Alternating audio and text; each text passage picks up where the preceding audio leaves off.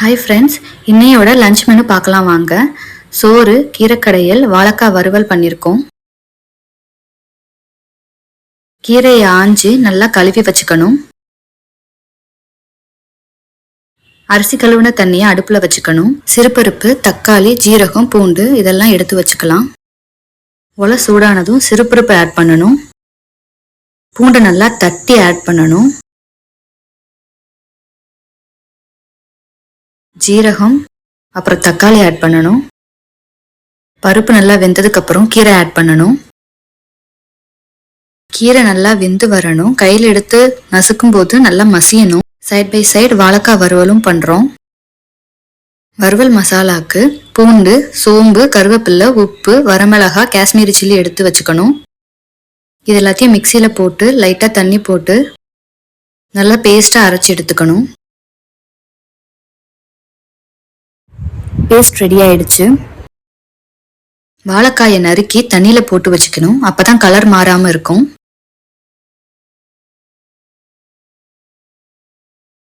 அடுப்புல கடாயை வச்சு ஆயில் போட்டுட்டு எண்ணெய் சூடானதும் வாழைக்காயை ஆட் பண்ணணும். இந்த வாழைக்காய் வறுவல் நிறைய எண்ணெய் குடிக்கும். வாழைக்காய் 3/4 பதத்துக்கு வெந்ததுக்கு அப்புறமா அரைச்சி வச்ச மசாலாவை ஆட் பண்ணிக்கணும்.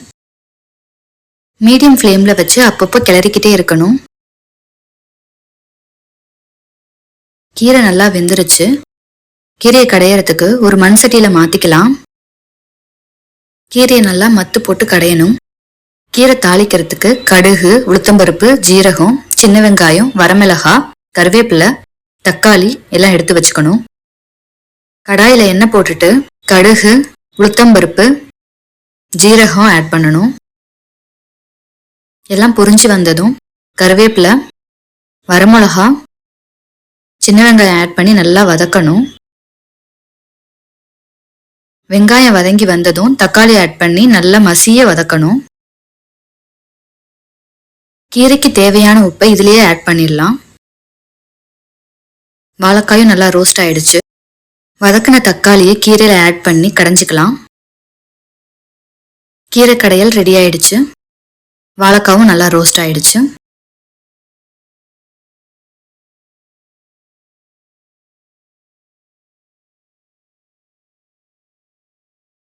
குட்டீஸ்க்கு எக் ஃப்ரை பண்ணி சாதம் போட்டு சர்வ் பண்ணிடலாம். தோசைக்கல்லில் ஆயில் போட்டுட்டு உப்பு, மசாலா பொடி ஆட் பண்ணி நல்லா மிக்ஸ் பண்ணிக்கணும். 2 முட்டையை உடைச்சு ஊற்றி கிளறுனா egg fry ready.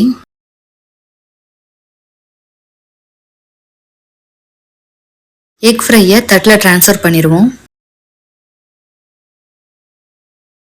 Egg fry, வாழைக்காய் வறுவல், கொஞ்சம் சாப்பாடு, கீரை மசியல்,